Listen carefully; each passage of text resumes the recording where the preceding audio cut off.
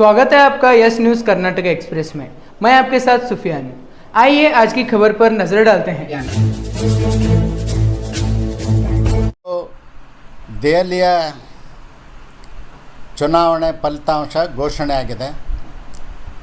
2/3 ಮೆಜಾರಿಟಿಯಷ್ಟು ಬಹುಮತವನ್ನು ಸಾಧಿಸ್ತಕ್ಕಂಥ ದಾಪುಗಾಲನ್ನು ಭಾರತೀಯ ಜನತಾ ಪಕ್ಷದ ಅಭ್ಯರ್ಥಿಗಳು ಆಯ್ಕೆಯಾಗಿದ್ದಾರೆ. ನಾವು ಮೊಟ್ಟ ಮೊದಲಿಗೆ ಈ ದೇಶದ ಪ್ರಧಾನಮಂತ್ರಿಗಳಾಗಿರ್ತಕ್ಕಂಥ ನರೇಂದ್ರ ಮೋದಿಜಿಯವರಿಗೆ ಅಭಿನಂದನೆಗಳನ್ನು ಸಲ್ಲಿಸ್ತೀನಿ. ಅವರ ನಾಯಕತ್ವದಲ್ಲಿ ಸುಮಾರು 11 ವರ್ಷಗಳ ಕಾಲ ಈ ದೇಶದ ಪ್ರಧಾನಮಂತ್ರಿಯಾಗಿ ಅತ್ಯುತ್ತಮ ಆಡಳಿತವನ್ನು ಮಾಡಿದ್ದರ ಪರಿಣಾಮ ಇವತ್ತು ದೆಹಲಿಯಲ್ಲಿ ಭಾರತೀಯ ಜನತಾ ಪಕ್ಷ ಅಧಿಕಾರಕ್ಕೆ ಬರ್ತಾಯಿದೆ. ಸ್ವಾತಂತ್ರ್ಯ ಬಂದು 75 ವರ್ಷದ ಇತಿಹಾಸದಲ್ಲಿ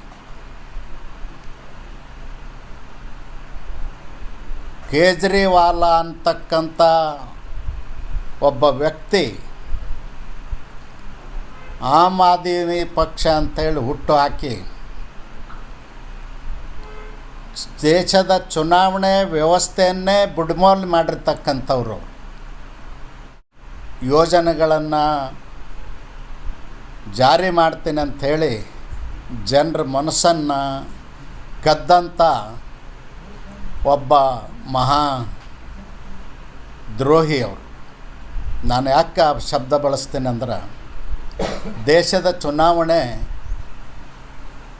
ಭಾಳ ಪಾರದರ್ಶಕವಾಗಿ ವ್ಯವಸ್ಥಿತವಾಗಿ ನಡೆದು ಬಂದಂಥದ್ದನ್ನು ಅಧಿಕಾರದ ದುರಾಸೆಗಾಗಿ ಅವರು ನೀರು ಪುಕ್ಕಟ್ಟೆ ಕೊಡ್ತೀನಿ, ವಿದ್ಯುತ್ ಪುಕ್ಕಟ್ಟೆ ಕೊಡ್ತೀನಿ, ಬಸ್ ಪುಕ್ಕಟ್ಟೆ ಕೊಡ್ತೀನಿ, ಅಕ್ಕಿ ಕೊಡ್ತೀನಿ, ಬ್ಯಾಳೆ ಪುಕ್ಕಟ್ಟೆ ಕೊಡ್ತೀನಿ ಅಂಥೇಳಿ ಬಡವರ ಮನಸ್ಸನ್ನು ಕದ್ದಂಥವ್ರು. ಬಡವರಿಗೆ ಆಸೆ ಹಚ್ಚಿ ಓಟ್ ಪಡೆದು ದುರಾಡಳಿತವನ್ನು ಮಾಡಿ 10 ವರ್ಷದಲ್ಲಿ ಇಡೀ ಪ್ರಪಂಚದಲ್ಲಿ ಯಾವುದೇ ಸರ್ಕಾರ ಮಾಡದೇ ಇರುವಷ್ಟು ಭ್ರಷ್ಟಾಚಾರ ಮಾಡಿ ಜೈಲಿಗೆ ಹೋಗಿ ಜೈಲಲ್ಲಿದ್ದರೂ ಕೂಡ ಅವರು ರಾಜೀನಾಮೆ ಕೊಡಲಿಲ್ಲ. ಸಂವಿಧಾನದ ಆಶಯಕ್ಕೆ ಅನುಗುಣವಾಗಿ ರಾಜೀನಾಮೆ ಕೊಟ್ಟು ಅವರು ಜೈಲಿಗೆ ಹೋಗಬೇಕಾಗಿತ್ತು ಶಿಕ್ಷೆ ಘೋಷಣೆ ಆದಾಗ. ಆದರೆ ಅದನ್ನು ಮಾಡಲಿಲ್ಲ. ಅವರು ಲಜ್ಜೆಗೆಟ್ಟು ಜೈಲಿನಲ್ಲೇ ಕೂತು ಆಡಳಿತ ಮಾಡ್ತೀನಿ ಅಂಥೇಳಿ ಮಾಡಿದಂಥ ಒಬ್ಬ ಸಂವಿಧಾನದ ದ್ರೋಹಿ ಅವರು. ಇವತ್ತು ಜನ ಅವರಿಗೆ ಸರಿಯಾದಂಥ ಪಾಠವನ್ನು ಕಲಿಸಿದ್ದಾರೆ. ನಾವು ಜನನೂ ಅರ್ಥ ಮಾಡ್ಕೊಳ್ಬೇಕು. ದೆಹಲಿ ಸರ್ಕಾರ ಅಂದರೆ, ಕೇಂದ್ರಾಡಳಿತ ಪ್ರದೇಶ ಅಂದರೆ ಒಂದು ಮಹಾನಗರ ಪಾಲಿಕೆ. ಅದು ಮಹಾನಗರ ಪಾಲಿಕೆಯ ವ್ಯಾಪ್ತಿಯಲ್ಲಿ ಆಡಳಿತ. ಅಲ್ಲಿ ನೀರಾವರಿ ಯೋಜನೆಗಳಿರೋದಿಲ್ಲ, ವಿದ್ಯುತ್ ಯೋಜನೆಗಳಿರೋದಿಲ್ಲ, ಗ್ರಾಮೀಣ ಅಭಿವೃದ್ಧಿ ಪಂಚಾಯತ್ ರಾಜ್ಯ ವ್ಯವಸ್ಥೆ ಇರೋದಿಲ್ಲ. ಯಾವುದೇ ಜವಾಬ್ದಾರಿ ಇಲ್ಲದೇ ಅತಿ ಹೆಚ್ಚು ಅಂದ್ರೆ ಮಧ್ಯಮವರ್ತಿಗಳಿರ್ತಕ್ಕಂಥ ಊರದು, ಮಧ್ಯಮ ವರ್ಗದ ಆದಾಯ ಜನ ಇರ್ತಕ್ಕಂಥ ಊರದು. ಅಲ್ಲಿ ಹೆಚ್ಚು ಟ್ಯಾಕ್ಸ್ ಬರ್ತದೆ, ಆದಾಯ ಬರ್ತದೆ ಸರ್ಕಾರಕ್ಕೆ. ಅದನ್ನು ತಗೊಂಡು ದೆಹಲಿಯ ಸುಧಾರಣೆ ಮಾಡಬೇಕಾಗಿತ್ತು. ಅಲ್ಲಿ ಓಡಾಡುವಂಥ ಪರಿಸ್ಥಿತಿ ಇಲ್ಲ. ನಾನು ಒಂದು ಕ್ಷೇತ್ರಕ್ಕೆ ನನಗೂ ಹಾಕಿದ್ರು, ಚುನಾವಣೆ ಪ್ರಚಾರಕ್ಕೆ ಹೋಗಿದ್ದೆ. ಓಡಾಡುವಂಥ ಪರಿಸ್ಥಿತಿ ಇಲ್ಲ. ಬಡಬಗ್ಗರು ರಸ್ತೆ ಮೇಲೆ ಇದ್ದಾರೆ.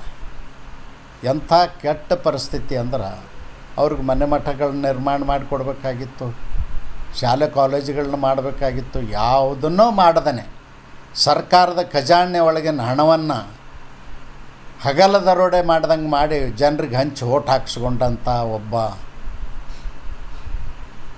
ದೇಶ ಕಂಡಂಥ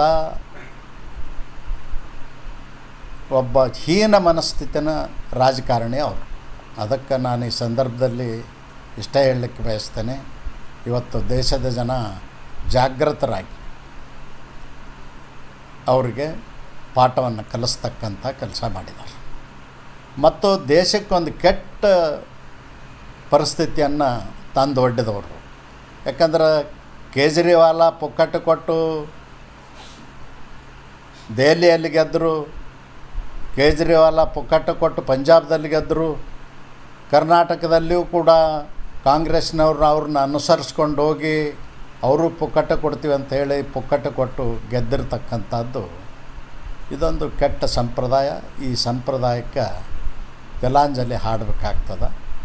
ಹೆಂಗೆ ನಮ್ಮ ಪೂರ್ವಜರು ಪಾರದರ್ಶಕವಾಗಿ 1952ರಿಂದ ಚುನಾವಣೆಗಳನ್ನ ಮಾಡಿದ್ದಾರೆ, ಆ ರೀತಿ ಚುನಾವಣೆಗಳು ನಡಿಬೇಕು ಅನ್ನೋದು ಜನರ ಆಶಯ ಅಂತಕ್ಕಂಥದ್ದು ದೆಹಲಿ ಚುನಾವಣೆ ಮೂಲಕ ಇವತ್ತು ಸಾಬೀತಾಗಿದೆ.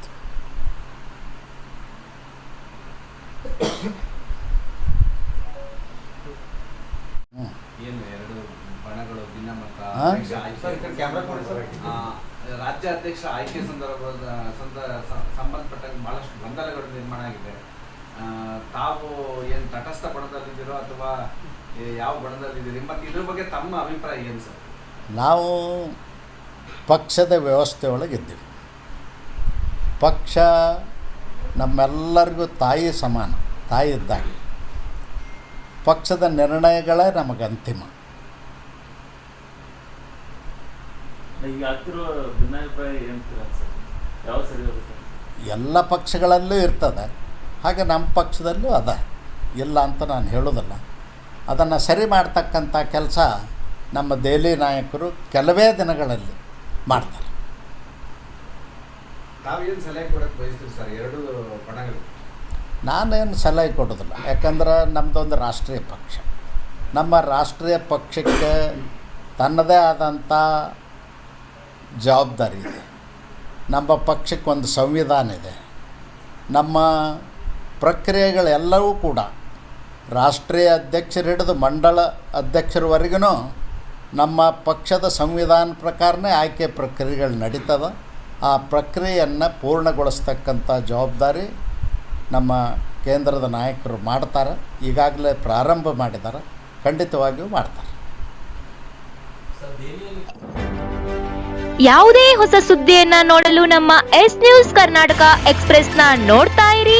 ಹಾಗೆ ನಮ್ಮ ಚಾನೆಲ್ನ ಸಬ್ಸ್ಕ್ರೈಬ್ ಮಾಡಿ, ಬಾಜು ಇರುವ ಬೆಲ್ ಐಕಾನ್ ಅನ್ನ ಕ್ಲಿಕ್ ಮಾಡಿ. ಹಾಗೆ ನಮ್ಮ ಚಾನೆಲ್ನ ಲೈಕ್ ಮಾಡಿ, ಶೇರ್ ಮಾಡಿ. ನಮ್ಮ ನಡೆ ಸತ್ಯದ ಕಡೆ.